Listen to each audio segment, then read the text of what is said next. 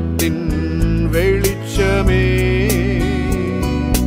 இயேசு ராஜனின் முகத்தின் வெளிச்சமே, முகத்தின் வெளிச்சமே. என் இதயம் இயேசுவுக்கு தெரியும், என் வேதனை இயேசுவுக்கு புரியும். என் தனிமை, என் சோர்வுகள் இயேசென்னை தேற்றுவார், இயேசென்னை தேற்றுவார். என்னோடு திருப்பிக் கொள்ளுங்க. யோபு 1வது அதிகாரம் அதில் உள்ள 10வது வசனம். நீர் அவனையும் அவன் வீட்டையும் அவனுக்கு உண்டான எல்லாவற்றையும் சுற்றி வேலி அடைக்கவில்லையோ? அவன் கைகளின் கிரியையை ஆசீர்வதித்தீர், அவனுடைய சம்பத்து தேசத்தில் பெருகிற்று. நல்லா கவனித்துக் கொள்ளுங்க. இந்த வசனத்தில் உள்ள முதலாவது வசனத்தில் 2வது வசனத்தில் நம்ம யோபுவுடைய அவரை குறித்த ஒரு சாட்சியை சொல்லுகிறார். Testimonial card. முதல்ல கர்த்தர் அவனை குறித்து ஒரு டெஸ்டிமனி போட்டு விட்டுறார். பாருங்க 1வது வசனம். யூத் தேசத்திலே யோபு என்னும் பெயர் கொண்ட ஒரு மனுஷன் இருந்தான். அந்த மனுஷன் உத்தமனும் சன்மார்க்கனும் தேவனுக்கு பயந்து பொல்லாப்புக்கு விலகுகிறவனுமாய் இருந்தான். அடுத்த வசனம். அவனுக்கு 7 குமாரரும் 3 குமாரத்திகளும் பிறந்தார்கள். 3 குமாரத்திகள். போதும். இங்க பாருங்க, எடுத்த உடனே சொல்லியாச்சு, அந்த மனுஷன் உத்தமனும் சன்மார்க்கனும் தேவனுக்கு பயந்தவனும் பொல்லாப்புக்கு விலகுறவனுமா இருந்தான். அப்போ எடுத்த உடனே ஆண்டவருக்கு தெரியும் இவன் எப்படிப்பட்டவன். யோபுடைய வாழ்க்கையை நான் படிச்சு பார்க்கும் பொழுது அந்த தேவன் அவனுடைய வாழ்க்கையில நிறைய காரியங்கள் நடத்தி இருக்கிறார். அப்போ யோபு நம்முடைய வாழ்க்கையில நம்ம எல்லாருக்கும் மிகப்பெரிய ஒரு ஸ்காலர். அவர் நமக்கு கற்றுக் கொடுத்த பாடம் ரொம்ப பெருசு. இன்னைக்கு நிறைய பேர் வீட்டில் அடி வாங்கிட்டு உட்காந்துருப்பாங்க. கணவன்கிட்ட அடி வாங்கிட்டு சிலர் இருப்பாங்க. மனைவிட்ட அடிமைத்தனம், திட்டு, பிரச்சனை அப்படி வாங்கி கட்டிட்டு உட்காந்துருப்பாங்க. வெளியே சொல்ல முடியாது. உங்க குடும்பத்திற்குள்ளால தேவன் வேலி அடைக்கலன்னா, அவருடைய வேலி உங்க குடும்பத்துக்குள்ள உங்க வீட்டை சுற்றிலும் அந்த வேலி இல்லைன்னா என்ன நடக்கும் அப்படிங்கிறத மட்டும் நான் உங்களுக்கு சொல்லுகிறேன். என் அன்பு தேவ பிள்ளைகளே, இந்த வசனத்துல தெளிவாக சொல்லுகிற ஒரு காரியம், அவனுடைய சம்பத்து தேசத்துல பெருகிற்று. தேசத்துல இவ்வளவு பெரிய சம்பத்து பெருகிறவனுடைய வாழ்க்கை, அவனுடைய வாழ்க்கைக்குள்ள நடந்த காரியத்தை எல்லாம் பார்க்கும்போது, இந்த ஃபுல் அதிகாரம் பார்க்கல, 31 அதிகாரத்தில் நிறைய விஷயம் இருக்கு. நான் வெறும் இந்த ஒரு அதிகாரத்திலிருந்து உங்களுக்கு சில காரியங்களை சொல்லித்தரேன். இதுல முதலாவது ஒரு சம்பவம் இங்கே சொல்லப்பட்டிருக்கிறது. இவர்கள் எல்லாரும் என்ன செய்யறாங்கன்னா, ஒவ்வொரு வருஷத்திலும் தன் வீட்டிலே அவனவன் 4வது வசனம், அவன் குமாரர் அவனவன் தன் நாளிலே தன் வீட்டிலே விருந்து செய்து தங்கள் 3 சகோதரிகளையும் தங்களோட போஜனம் பண்ணும்படி அழைப்பார்கள். விருந்து செய்கிற அவரவருடைய நாள் முடிகிற போது யோபு, ஒருவேளை என் குமாரர் பாவம் செய்து தேவனை தங்கள் இருதயங்களிலே தூஷித்திருப்பார்கள் என்று சொல்லி அவர்களை அழைத்தனுப்பி பரிசுத்தப்படுத்தி அதிகாலமே எழுந்து அவர்கள் எல்லாருடைய லக்கத்தின்படியேயும் சர்வாங்க தகன பலிகளை செலுத்துவான். இந்த பிரகாரமாக யோபு அந்த நாட்களில் எல்லாம் செய்து வருவான். இந்த பிள்ளைகளை விட்டு கொடுக்காம பேசக்கூடிய பெற்றோர் இதை பார்க்குறீங்கன்னா, கர்த்தர் உங்களுக்கு தான் அந்த வார்த்தையை வச்சிருக்கிறார். உங்க பிள்ளைகள் தேவனை தூஷிக்க கூடியவர்களாத்தான் இருப்பாங்க. உங்க பிள்ளைகள் இந்த உலகத்தின் பாவத்தில் விழுந்து கிடக்கத்தான் செய்வாங்க. புரியுதா உங்களுக்கு? ஒரு அம்மா சொன்னாங்க, இப்படியா சொன்னாங்க, ஒரு அழகான ஒரு காரியத்தை சொன்னாங்க. என்னுடைய மகள், அவங்க சொல்றாங்க, என்னுடைய மகள் ஏதாவது ஒரு தப்பு பண்ணிடக்கூடாது பார்த்தீங்களா, அதனால நான் அப்பப்போ அவளை என்ன செய்கிறேன், கண்காணிக்கிறேன், அப்பப்போ அவளை நான் நோட் பண்ணுறேன். அப்போது இந்த வசனத்தை நான் படிக்கும்போது உங்களுக்கு சொல்ல வருகிற சத்தியம் என்ன தெரியுமா? உங்கள் பிள்ளைகளை குறித்து ஒருத்தர் ஒரு கம்ப்ளைண்ட் சொன்னோன்னா நீங்கள் என்ன சொல்கிறீங்க?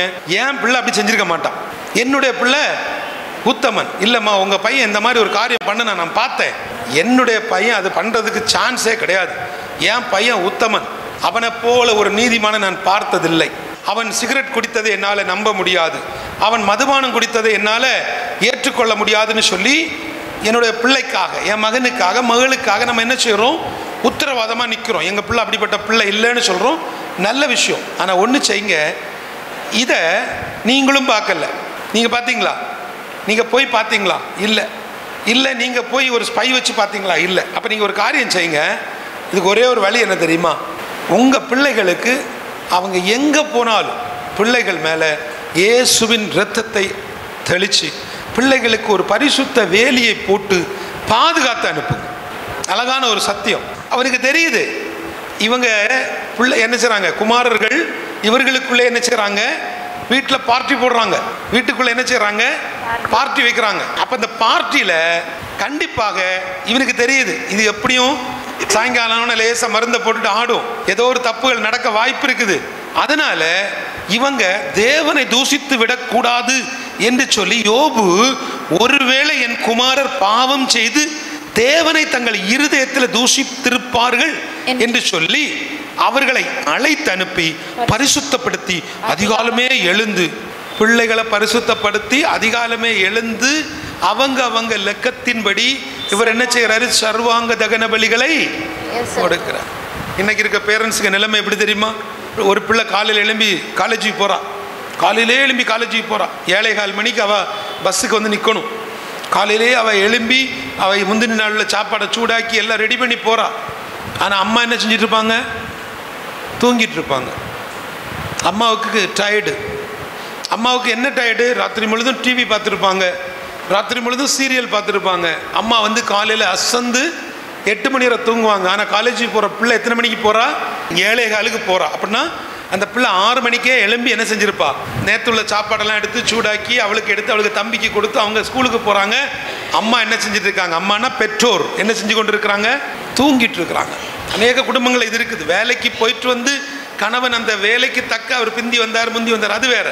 ஆனால் இன்னைக்கு அநேக குடும்பங்களில் குடும்பத்தை கட்டி எழுப்ப வேண்டிய அல்லது ஒரு குடும்பத்துக்கு ஆதாரமாக இருக்கக்கூடிய அந்த குடும்பத்தின் தலைவி, குணசாலியான ஸ்திரியாக எழும்ப வேண்டிய சகோதரிகள் இன்றைக்கு விழுந்து கிடக்கிறாங்க. ஜபம் இல்லை, ஜபம் இல்லை. அவங்க நினைக்கிறாங்க என்னமோ பெட்ரோல் அடைக்கிறது மாதிரி நாங்கள் ஞாயிற்றுக்கிழமை சர்ச்சுக்கு போவோம் பிரதர். ஒவ்வொரு நாளும் நீங்கள் அழுது கதறி ஜபிக்காத பட்சத்தில் நம்முடைய பிள்ளைகளுக்கு இந்த உலகத்தில் பாதுகாப்பு இல்லை. இல்லை, ஒரு பாதுகாப்பு இல்லைம்மா, ஒரு பாதுகாப்பு இல்லை. ஒரு விமான விபத்தை பார்த்த உடனே அரண்டு போய் நிற்கிறோம். தினம் நம்ம கண்ணு முன்னாடி எத்தனை விபத்துக்கள், எவ்வளோ கனவுகளோடு வந்திருப்பாங்க, எத்தனை கனவுகளோடு பிரயாணிச்சிருப்பாங்க. அப்போ உங்கள் பிள்ளைகளுக்கு நீங்கள் என்ன செய்யணும்? தினமும் ஜபிக்கணும். பிள்ளைகள் மேலே தலையில் கையை வைங்க. ஒரு வாலிப பையனா ஒரு 11ஆம் கிளாஸ் படிக்கக்கூடிய பையன், நான் சொன்னேன் ஏம்மா உங்கள் பையன் மேலே நீங்கள் தலையில் கையை வச்சு ஜெபம் பண்ணணும் அப்படின்னா, டக்குன்னு அங்கே இந்த பக்கத்தில் இந்த பையன் சொல்கிறான், ஏன் தலையில் கையை வச்சு ஜெபிக்கிறதுக்கு எங்கள் அம்மைக்கு ஜெபம் பண்ண தெரிஞ்சாதானே? நல்ல ஒரு வார்த்தை பாருங்க. ஏன் தலையில் கையை வச்சு ஜெபம் பண்ணுறதுக்கு எங்கள் அம்மாவுக்கு ஜெபம் பண்ண தெரிஞ்சாதானே? அப்படின்னா என்ன அர்த்தம்? அந்த குடும்பம் ஜெபிக்காத குடும்பம். ஜெபிக்காத குடும்பங்களுக்குள்ள திடீர்னு புயல் காற்று அடிக்கும், திடீர்னு சூறாவளி அடிக்கும், திடீர்னு சுனாமி அடிக்கும். சில வீடுகளில் சில பிரச்சனைகள் இருக்கும், சில பாடுகள் இருக்கும். சில சொல்லுவாங்க நாங்கள் எங்கள் வீட்டில் வேறு வழி இல்லை பிரதர், இந்த காரியத்தில் அவசரப்பட்டு ஒரு பொய் சொல்லிட்டேன். தினமும் என்ன செய்யுங்க, உங்களை ஒப்பு கொடுங்க, உங்களுடைய அவயவங்களை ஒப்பு கொடுங்க, உங்கள் கண்ணை ஒப்பு கொடுங்க, உங்களுடைய எண்ணங்கள் சிந்தனைகள் இது எல்லாத்தையும் நீங்கள் ஒப்பு கொடுத்து நீங்கள் ஜெபித்து உங்களை நீங்களே பரிசுத்தப்படுத்தி உங்கள் பிள்ளைகளின் மேலே உங்கள் பிள்ளைகளுடைய தலைகளில் நீங்கள் கைகளை வைத்து ஜெபிக்கும் பொழுது அந்த சர்வாங்க தகன பலியாய் அது மாறுகிறது. உங்கள் பிள்ளைகளுடைய வாழ்க்கை பரிசுத்தப்படுத்தப்படுகிறது. பிள்ளைகளை சுற்றி தேவன் ஒரு வேலையை வைத்து பார்த்து கொள்வார். உங்க பிள்ளைகள் வெளி இடங்களில் படிக்க வரும் பொழுது, உங்க பிள்ளைகள் உங்களை விட்டு பிரியக்கூடிய சூழ்நிலைகள் வரும் பொழுது நீங்க அவர்களுக்கு ஒரு வேலியாக இருக்க வேண்டும். நீங்க அவர்களுக்கு ஒரு வேலியா இருக்கணும். அது ஒரு அம்மா சொல்றாங்க, எனக்கு மகன் இருக்கான் பார்த்தீங்களா, அங்க எல்லாம் சர்ச்சு கிடையாது பார்த்துடுங்க. அப்படியா அம்மா, எந்த தேசம்? அது சவுதி அரேபியா. ஓகேம்மா, சவுதி அரேபியாவில் இருக்கா இல்லையாங்கிறத நம்ம அப்புறம் பேசுவோம். இப்போ சவுதி அரேபியாவில் ஆலயம் இருந்தால் என்ன, இல்லாட்டி என்ன? நாமே ஒரு ஆலயம். ராத்திரி 11 மணிக்கு அந்த மகனு கூட இருந்து ஜெபிக்க முடியுமா? பாட முடியுமா? வேத வாசிக்க முடியுமா? ஒரு அல்லேலூயா சொல்லுங்களேன். அன்பு தேவ பிள்ளைகளே, உங்கள் பிள்ளைகள் உங்களை விட்டு வெளியில் போகும் பொழுது, என் பிள்ளை 10 நாள் டூர் போகிறா, அவன் டூருக்கு போட்டு நீ எங்கே போனாலும் சரி ராத்திரி 9 மணிக்கு நீ ஆன்லைனில் வரணும், நாம் ஜெபிக்கணும். ஜெபிச்சு பாருங்க.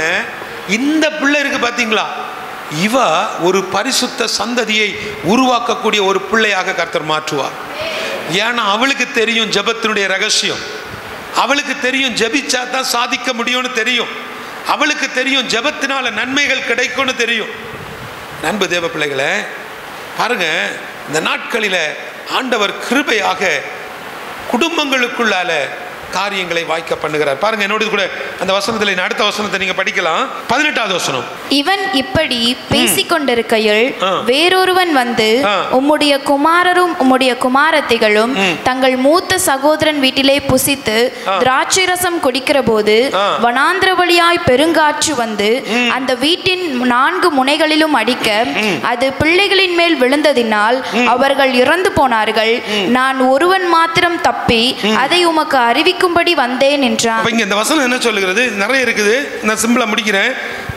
இவன் இப்படி பேசிக்கொண்டிருக்கையில் வேறொருவன் வந்து உம்முடைய குமாரரும் உம்முடைய குமாரத்திகளும் தங்கள், இது என்ன தெரியுது அவங்களுக்கு?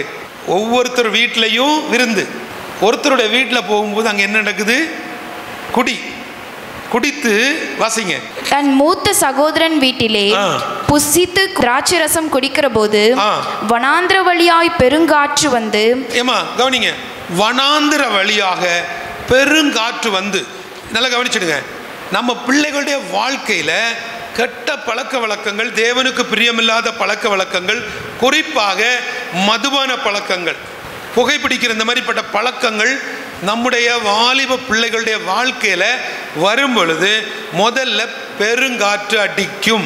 நீங்க என்ன நினைச்சுக்கிறீங்கன்னா, நம்ம ஜெபிக்கிறோம் இல்லையா, நான் ஆலயத்துக்கு போறேன் இல்லையா, நான் சபைக்கு ஒழுங்கா கொடுக்குறேன் இல்லையா, நான் நேபாள் ஊழியத்துக்கு ஹெல்ப் பண்றேன் இல்லையா, அப்ப ஏன் என் பிள்ளைக்கு இந்த கஷ்டம்? உன் பிள்ளை குடிகாரனா இருக்கலாம், ஆனா உங்க பிள்ளைகிட்ட ஏதோ தேவனுக்கு பிரியமில்லாத ஒரு பாவம் இருக்கலாம். கொஞ்சம் உங்க பிள்ளைகளை என்ன செய்யுங்க, கண்காணிங்க. என் பிள்ளை உத்தமன், என் பிள்ளை தங்கம் சொல்லாதீங்க. ஒரு திருமணத்திற்காக நீங்கள் சொல்லுகிற ஒரு பொய் ஒரு தலைமுறையை பாதிக்கும். கொஞ்சம் டவுரி கூட்டி வாங்குறதுக்காக, வரதட்சணை கூட்டி வாங்குறதுக்காக நீங்கள் உங்க மகனை பத்தி பில்டப்பா பேசுறீங்க தெரியுமா? என் பையன் உத்தமன், அவனுக்கு கோவப்படவே தெரியாது, அவன் வாயெடுத்த கெட்ட வார்த்தை பேசக்கூடியவனா இருப்பான், அவனுக்கு சின்ன வார்த்தை சொன்னா கூட பிள்ளையர் நடிச்சிருவான், அப்படிப்பட்ட மிருகத்தனமானவனா இருப்பான். ஆனா தகப்பன் தாய் என்ன சொல்லுவாங்க? என் பிள்ளைய போல ஒரு உத்தமனை நீங்க பார்க்கவே முடியாதுன்னு கல்யாணத்தை என்ன செய்வாங்க, நடத்த வச்சிருவாங்க, வரதட்சணையை வாங்கிடுவாங்க, கல்யாணம் கிராண்டா நடக்கும், பார்த்திராத தலைவர்கள் அங்க பார்க்கலாம், எல்லாம் நடக்கும். ஆனால் பரிசுத்த சந்ததியை நீங்கள் பார்க்க முடியாது. இந்த உலகத்தில் நீங்க தீர்க்காயுசா வாழ முடியாது. அததான் வசனம் சொல்லுகிறது. பெருங்காற்று அடிச்சதுங்க. அடுத்த வார்த்தை, இந்த நாள் உங்களுக்கும் எனக்கும் தேவன் தரக்கூடிய ஒரு எச்சரிக்கை. அந்த பெருங்காற்று வாசிங்க. பெருங்காற்று அடித்தது, வனாந்திர வழியாய் பெருங்காற்று வந்து அந்த வீட்டின் 4 மூலைகளிலும் அடிக்க. ஒரு நிமிஷம் ஏங்க, காற்று இப்படி வருதுங்க, அது என்ன ஒரு வீட்டுக்குள்ள போய் 4 முக்கிலையும் காற்று அடிக்குமா? சில நேரங்களில் குடும்பங்களில் நடக்கக்கூடிய காரியங்கள் இப்படிதான் இருக்கும், வேரோடு பிடுங்குவது போல இருக்கும். இந்த வழியா வந்தது எதுக்கு இங்க வந்துச்சு நம்ம யோசிப்போம். பெருங்காற்று வந்துச்சு, இப்படியே போயிட வேண்டியதானே. ஒரு வீட்டுக்குள்ள 4 மூலைகளிலேயும், அந்த வீட்டின் 4 மூலைகளிலும் அடிக்க அது பிள்ளைகளின் மேல் விழுந்ததினால், கவனிங்க, ஒட்டு மொத்தம் பிள்ளைகள் மேல என்ன செஞ்சிருச்சு? விழுந்துடுச்சு. இப்போ புரியுதா உங்களுக்கு? ஒரு பரிசுத்த சந்ததியை உருவாக்க வேண்டிய பிள்ளைகள் என்ன ஆயாச்சு? இறந்து போனார்கள். மொத்தமா அழிச்சாச்சு. வாசிங்கம்மா. விழுந்ததினால் அவர்கள் இறந்து போனார்கள். நான் ஒருவன் மாத்திரம் தப்பி, ஐயா ஒரே ஒருத்த மட்டும் தப்பி இதை சொல்றதுக்கு ஓடி வந்திருக்காரு. இன்றைக்கு ஒரு தீர்மானம் எடுங்க. நம்முடைய பிள்ளைகள் ஒரு பரிசுத்த சந்ததியை உருவாக்கக்கூடிய பிள்ளைகளா இருக்கணும், தலைமுறைக்கு ஆசீர்வாதம் உள்ள பிள்ளைகளா இருக்கணும். மனவேதனையா இருக்குது. 20 வயசு 22 வயசு பையனும் சரி பொண்ணும் சரி, வாயெடுத்தா பொய். மொபைலுக்குள்ள அவங்க பண்ணக்கூடிய அட்டகாசங்கள் வித்தியாசம், சமூக வலைத்தளங்களில் அவங்க பண்ணக்கூடிய காரியங்கள் வேற. எல்லாத்தையும் தாண்டி பெற்றெடுத்த அந்த பெற்றோரை, அந்த அப்பாவையும் அம்மாவையும் ஏமாத்துவதற்கு, தாயை ஏமாத்தி பணம் முடுங்குவதற்கு, தகப்பண்டத்திலிருந்து எதையாவது அபகரிப்பதற்கு அந்த பிள்ளைகள், நம்ம சொல்றோம் பிள்ளை தானே, எனக்கு மகன் தானே, ஒரு அவன் ஒரு பையன், அவனுக்கு ஒரு காரியம் கொடுக்கறதுல என்ன தப்பு? ஒரு தப்பும் இல்லை. ஆனால் நாளைக்கு வருகிற நாட்களில் அவனுக்காக வைத்திருக்கக்கூடிய சில நன்மைகளை நம்ம பார்க்க முடியாது. ஒருவேளை இன்றைக்கு நம்முடைய குடும்பங்கள் அப்படிப்பட்ட பிள்ளைகள் இருக்கிறாங்களா? யார்கிட்டையும் விட்டு கொடுக்க மாட்டோம் பிரதர், என் பிள்ளை தங்கம். எத்தனை குடும்பங்கள் இப்படிப்பட்ட வாலிப பிள்ளைகளை பார்க்கிறோம் தெரியுமா? ஒரு காலகட்டத்தில் வாலிப பசங்களை மட்டும் சொல்லுவாங்க, அந்த பையன் ரொம்ப அடிக்ட் ஆகிட்டான் பார்த்துடுங்க, அவன் போதைப் பொருளுக்கு அடிமையாகி விட்டான்னு சொன்னாங்க. இன்றைக்கு வாலிப பிள்ளைகளும் அதே போல மாறி விட்டாங்க.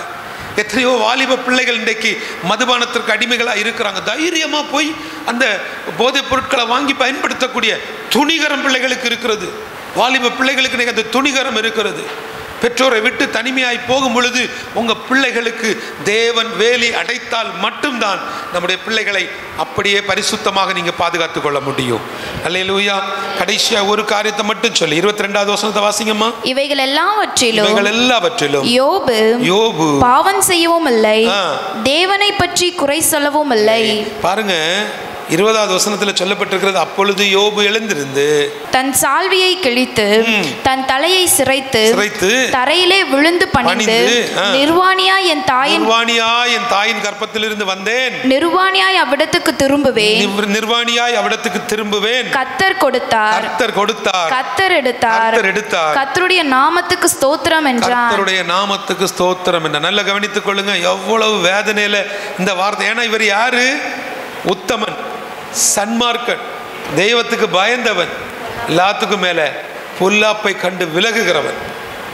யோசிச்சு பாருங்களேன், நம்மளால முடியுமா? அது நம்மளால முடியுமா? ஒரு இழப்பை தாங்க முடியுமா? 10 பேரும் மொத்தமா தூக்கியாச்சு. ஒரு பெருங்காற்று வந்துச்சு, அந்த ஒரு பெருங்காற்றுல ஒருத்தர் கூட என்ன செய்யல, வரல. அப்போ ஒரு பெரிய ஒரு காரியம் நமக்கு முன்பதாக இருக்கிறது. எனக்கு முன்பதாக, உங்களுக்கு முன்பதாக ஒரு மிகப்பெரிய ஒரு பெரிய ஆபத்து காத்திருக்கிறது. அந்த ஆபத்திலிருந்து நம்மளை பாதுகாப்பதற்கு பரிசுத்த தேவனுடைய அந்த பரிசுத்த பாதுகாப்பு தேவை. அந்த வேலி அடைக்கக்கூடிய தேவனுடைய வல்லமை நம்முடைய குடும்பங்களுக்குள்ள இறங்க வேண்டும்.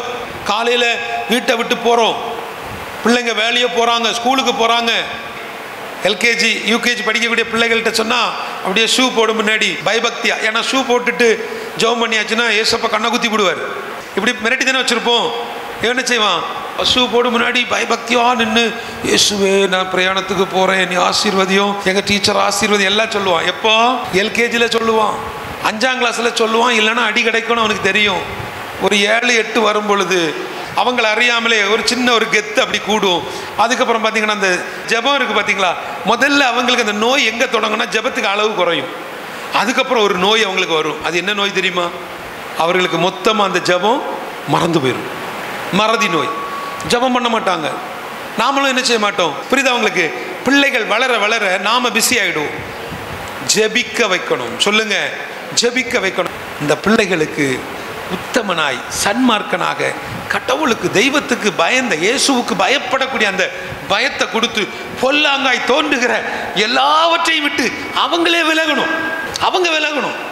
இது தப்பு, இது பார்க்கக்கூடாது, இதை செய்யக்கூடாது. மொபைல் பார்த்துட்டு இருக்கக்கூடிய ஒரு வாலிப பையனுடைய கண்ணில் திடீர்னு அங்கே ஒரு காரியம் வருகிறது. புரியுதா உங்களுக்கு? உங்களோடு பேசணுமா, நான் இருக்கேன். அப்படி பார்க்கும். அப்போ நீங்கள் உடனே ஏன் பிள்ளை உத்தம, உங்கள் பிள்ளை கண்ணு இல்லை பார்த்தீங்களா? உங்கள் பிள்ளைக்கு என்ன இல்லை? உங்கள் பிள்ளை குருட்டு பிள்ளை பார்த்தீங்களா?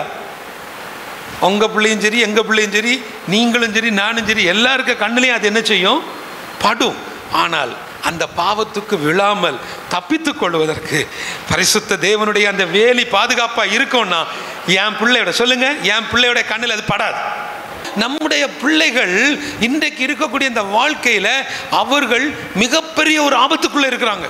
அந்த பிள்ளைகளை தப்பித்துக் கொள்வதற்கு, அந்த பிள்ளைகளை பாதுகாப்பதற்கு என் அருமையான பெற்றோர்கள் நாம திறப்பில் நிற்கணும். நாம கர்த்தருடைய சமூகத்தில் நிற்கணும். நீங்கள் ஏசப்பாவை குறை சொல்லாதீங்க, ஒரு நாளும் தெய்வத்தை குறை சொல்லாதீங்க. அவர் இப்போ ஒன்றும் கண்டுக்கிட்டது இல்லை, அவர் என் பிள்ளைக்கு ஒன்றும் கொடுக்கல. பாருங்கள், எனக்கு மகளுக்கு கூட படித்தவெல்லாம் குழந்தை பிறந்து குழந்தைய தூக்கிட்டு நடக்கிறா, ஆனால் என் மகளுக்கு இன்னும் கல்யாணமே நடக்கலை. சில அழுவாங்க, கதறுவாங்க. எங்களுக்கு ஃபோன் கால் வரும், பிரதர் அவளுக்கு கூட படித்த பிள்ளைகளுக்கெல்லாம் கல்யாணம் முடிஞ்சு குழந்தையெல்லாம் இருக்குது பிரதர், ஆனால் பாருங்கள் இவளுக்கு இன்னும் அலைன்னு. இப்போ சொல்கிறேன், அவளுக்கு ஏன் தாமதிக்குது தெரியுமா? ஆண்டவர் மிக அழகான, நேர்த்தியான, சிறப்பான ஒன்றை கொடுக்க போகிறார். இவ கூட படித்த பிள்ளைகள், இந்த குழந்தைய தூக்கிட்டு போன பிள்ளைகள், இவர்களுக்கெல்லாம் கிடைக்காத ஒரு நன்மையை, இவர்களுக்கெல்லாம் கிடைக்காத ஒரு பாக்கியத்தை உங்க பிள்ளைக்கு வச்சிருக்கிறாரு. அதனால தான் அது தாமதமாகி கொண்டிருக்கிறது. எந்த நிலையிலையும் எந்த சூழ்நிலையிலையும் தயவு செய்து குறை சொல்லவும் வேண்டாம், பாவம் செய்யவும் வேண்டாம். ஆண்டவரே என் பிள்ளைகளுக்கு நீங்க தான் பாதுகாப்பு. எத்தனை பேர் நீங்க விசுவாசிக்கிறீங்க? கர்த்தர் தான் என் குடும்பத்துக்கு பாதுகாப்பு. அவருடைய அந்த வேலி, தேவனுடைய அந்த வேலி, அது வேலி அடைக்கக்கூடிய தேவனுடைய வல்லமை குடும்பங்களுக்குள்ள வந்துட்டுன்னா அந்த லைஃப் ஸ்டைல் மாறிடும், ஊழியத்தினுடைய தன்மைகள் மாறிடும். தேவ ஊழியர்கள், அருமையான தேவ பிள்ளைகள் டிவி பார்த்துட்டு இருக்கிறீங்க, கர்த்தருடைய ஊழியத்தில் ஒரு நாள் குறை சொல்லாதீங்க. என்ன இருக்கு? ஒன்றும் இல்லையா, கஞ்சி தண்ணி வெறும் அரிசி போட்டு உருட்டி அந்த பழைய கஞ்சி குடிச்சிட்டு தூங்கினா கூட பரலோகத்துக்கு போகிற திருப்தியாக தூங்கலாம். பொல்லாங்காய் தோண்டுகிற எல்லாவற்றையும் விட்டு விலகுங்க. ஆண்டவர் உங்களுக்கு தந்த சபைகள் அடங்கி இருங்க. ஆண்டவர் உங்களுக்கு தந்த மேய்ப்பனுக்கு கீழே அடங்கி இருங்க. கர்த்தர் உங்களுக்கு தந்த அந்த ஊழியத்தை சந்தோஷமாக செய்யுங்க. ஆனால் வேலி அடைக்கும் தேவனுடைய பாதுகாப்பு உங்களுக்குள்ள இருக்கும்னா உங்களுடைய பிரயாணம் அற்புதமான பிரயாணம். உங்களுக்காக வைத்த தரிசனம் நிறைவேறும். இயேசுவின் நாமத்தினால சொல்லுகிறேன். இவ்வளவு பிரச்சனைக்கு மத்தியிலையும் யோபு ஒரு பாவமும் செய்யல, ஒரு குறையும் அவன் சொல்ல. யோசிச்சு பாருங்க, ஆண்டவரே என் குடும்பத்துக்கு உங்களுடைய வேலி தேவை, உங்க பரிசுத்த வேலி என் குடும்பத்துக்கு தேவை. அப்படியே எழும்புங்களா? ஆண்டவரே, உத்தமனும் சர்மாக்கனும் தெய்வத்துக்கு பயந்தவனும் ஆகிய பொல்லாங்கான எல்லாவற்றையும் விட்டு விலகக்கூடிய தன்மையுடைய யோபுடைய வாழ்க்கையில நாங்கள் இந்த சத்தியத்தை நாங்கள் புரிந்து கொண்டிருக்கிறோம். ஆண்டவரே, இவ்வளவு பாடுகளுக்கு மத்தியில் தேசத்தில் அவனுடைய சம்பத்து பெருகி நின்றதுப்பா. அதுக்கு ஒரே காரணம், உங்கள் பரிசுத்த வேலி அவனுக்குள்ளே இருந்தது, உங்கள் வேலி அங்கே இருந்தது. இந்த சத்துருக்கள் போராட்டங்கள் வந்த பொழுதெல்லாம் ஆண்டவரே எப்படியாவது அவனை அழிக்க வேண்டும் என்று திட்டமிட்டவன், அந்த பொல்லாத சாத்தான் அவனை தொட முடியாது என்று சொன்ன உடனே 10 பிள்ளைகளையும் ஒரே நேரத்தில் எடுத்து போட்டான். ஆண்டவரே, எங்களுக்கு நீர் தந்த பிள்ளைகளுக்காக நாங்கள் ஜெபிக்கிறோம். ஒரு வார்த்தை சொல்லுங்க, ஆண்டவரே என் குடும்பத்துக்கு பாதுகாப்பு தேவை, அந்த பரிசுத்த வேலி என் குடும்பத்துக்கு தேவை, உங்க வேலி அடைக்கும் அந்த தேவனுடைய வல்லமை என் குடும்பத்துக்குள்ள உண்டாக்கப்படட்டும். கிருபைக்கு நன்றி செலுத்துகிறோம். ஒரு விஷயம் மனம் இறங்குங்கப்பா. ஆண்டவரே, இன்றைக்கும் கூட எங்கள் குடும்பங்களில் எத்தனையோ குறைவுகள் இருக்கிறதப்பா. அந்த குறைவுகள் எல்லாவற்றையும் நீங்க நிறைவாய் மாற்றி தாங்கப்பா. எந்த சூழ்நிலையிலையும் எங்க வாயினால நாங்கள் பாவம் செய்ய மாட்டோம், எங்க சிந்தனையினால நாங்கள் பாவங்கள் சொல்ல மாட்டோம், எந்த குறைவுகளையும் குறை சொல்ல மாட்டோம். அப்பா, உம்முடைய மகிமையுள்ள பிரச்சனத்தை நாங்கள் இந்த இடத்துல உணர்கிறோம். ஆண்டவரே, கர்த்தருடைய வேலி அடைக்கும் அந்த ஆவிக்குரிய நன்மை இயேசுவின் நாமத்தினால இப்பொழுது உண்டாக்கப்படுவதற்காய் நன்றி. ஆண்டவரே, உச்சம் தலை முதல் உள்ளம் கால் வரைக்கும் உம்முடைய பரிசுத்த இரத்தம் இவர்கள் குடும்பங்களில் தெளிக்கப்படட்டும், பிள்ளைகளின் மேல தெளிக்கப்படட்டும். பிள்ளைகளுக்கு நல்ல சுகம் பாதுகாப்பை நீங்க தாங்கப்பா. ஒரு விஷயம் கர்த்தர் மனம் இறங்குங்க. ஆவியானவரே, எங்க பிள்ளைகளுடைய வாழ்வில காத்து கிடக்கக்கூடிய நன்மைகள், நல்ல ஒரு எதிர்காலம், ஏற்ற துணை, திருமண வாழ்வில் அடுத்தடுத்த நிலைகள் எல்லாவற்றிலையும் எங்க பிள்ளைகள் எழும்பி நிற்பதற்கு கர்த்தர் கிருபை பாராட்டும், ஆசீர்வதியும், பலப்படுத்தும், அன்பினால நிரப்பும். கடைசி மட்டும் உங்க அன்பில் நாங்கள் நிலைத்து நிற்க கிருபை பாராட்டும். ஆண்டவரே, தந்த தரிசனத்தில், நீங்க தந்த ஊழியத்தில் ஆண்டவரே உங்களை மாத்திரம் பிரதிபலிக்க எங்களுக்கு கிருபை பாராட்டுங்க. ஆண்டவரே, நிறைய தேவைகள் இருக்கு. ஆண்டவரே, எங்களோட தனிப்பட்ட வாழ்க்கையில நிறைய தேவைகள் இருக்குது. என்னுடைய மனைவியுடைய ரட்சிப்புக்காக நான் ஜெபிக்கிறேன். சொல்லுங்களேன், என் கணவனுடைய ரட்சிப்புக்காக ஜெபிக்கிறேன், எங்க பிள்ளைகளுடைய ரட்சிப்புக்காக ஜெபிக்கிறோம். ஆண்டவரே, எங்க பிள்ளைகளிடத்தில் உள்ள கெட்ட பழக்க வழக்கங்கள், விழுந்து கிடக்கக்கூடிய அனுபவங்கள், காதல் பிரச்சனையில் விழுந்து கிடக்கக்கூடிய பிள்ளைகள், தொலைபேசியில கேம்ஸுக்கு அடிமையாய் கிடக்கூடிய பிள்ளைகள், அநேக பிள்ளைகள் ஆண்டவரை பெற்றோருக்கு தெரியாம ரம்மி விளையாடக்கூடிய காரியங்கள், பணங்களை கொண்டு வீணடிக்கக்கூடிய காரியங்கள், ஆன்லைன் விபச்சாரங்களில் எங்க பிள்ளைகள் ஆண்டவரே விழுந்து கிடக்குறாங்கப்பா. எங்க பிள்ளைகளை பாதுகாத்துக் கொள்ளுங்க. ஆண்டவரே, எங்க பிள்ளைகள் இப்படிப்பட்ட அசுசிகளில, அசுத்தங்களில, இப்படிப்பட்ட துணிகரங்களில எங்க பிள்ளைகள் அழிந்து போய்விடாதபடிக்கு, தேவன் வைத்திருக்கக்கூடிய உன்னதமான நன்மைகளை பெற்றுக்கொள்ள முடியாத ஒரு காரியத்தில் விழுந்து போய்விடாதபடிக்கு எங்க பிள்ளைகளை நீர் பொறுப்படுத்திக் கொள்ளுங்க. எங்க பிள்ளைகளுக்கு ஒரு பரிசுத்த வேலியை தாங்க. ஆண்டவரே, எங்க பிள்ளைகளுக்கு நீங்க கொடுக்கிற அந்த வேலி, அந்த வேலியை தாண்டி எங்க பிள்ளைகள் எங்கேயும் போயிடக்கூடாது. ஒரு விஷயம் கர்த்தர் மனம் இறங்குங்க. ஆண்டவரே, எங்க பிள்ளைகள் வெளி தேசத்தில் இருக்கிறாங்க, எங்க பிள்ளைகள் படிப்புக்காக வெளி ஊரில் இருக்கிறாங்க ஆண்டவரே. எங்கள் பிள்ளைகளின் மேலே உங்கள் பரிசுத்த கரம் தொடட்டும் ஆண்டவரே. எங்கள் பிள்ளைகளுக்கு ஒரு நல்ல சுகத்தை, ஒரு நல்ல பலத்தை தாங்க ஆண்டவரே. இந்த உலகத்தில் உள்ள பொல்லாத சத்துருவின் வஞ்சனைகளில் எங்கள் பிள்ளைகள் மாய்மால வலைகளில் விழுந்து விடாதபடிக்கு, பசப்பான வார்த்தைகளை கேட்டு எங்கள் பிள்ளைகள் விழுந்து விடாதபடிக்கு, தங்களுடைய ஆண்டவரே ஆவி ஆத்தும சரீரத்துக்கு எந்த விதத்திலையும் ஆண்டவரே கஷ்டங்களை வருவித்து விடாதபடிக்கு எங்கள் பிள்ளைகளை கர்த்தர் பொறுப்பெடுத்து நடத்துங்கப்பா. ஒரு விஷயம் மனம் இறங்குங்க. நேபாள் தரிசனத்திற்காக, ஹெவன்ஸ் கார்டனுக்காக, இந்த தொலைக்காட்சி ஒளிபரப்பிற்காக உதவி செய்து கொண்டிருக்கக்கூடியவர்கள், இன்றைக்கு பொருத்தனை எடுத்திருக்கக்கூடியவர்கள் ஆண்டவரே, இந்த ஹெவன்ஸ் கார்டனுடைய அப்பா அந்த பிரதிஷ்டை நாளில் கலந்து கொள்ள வேண்டும் என்று விருப்பப்படுகிறவர்கள், சரியான நேரத்தில் சரியான நாளில் அவர்கள் வந்து சேருவதற்கு கர்த்தர் வசதி வாய்ப்புகளை நீர் உருவாக்கி தர வேண்டும் என்று சொல்லி ஜெபிக்கிறோம் ஆண்டவரே. நாங்கள் ஜெபிக்கிற எல்லா ஜெபங்களுக்கும் ஆமென்றும் ஆமேன் என்றும் நீர் பதில் தருவதற்காக நன்றி செலுத்துகிறோம். துதி, கனம், மகிமை எல்லாவற்றையும் அப்பா ஒருவருக்கே செலுத்துகிறோம். இயேசுவின்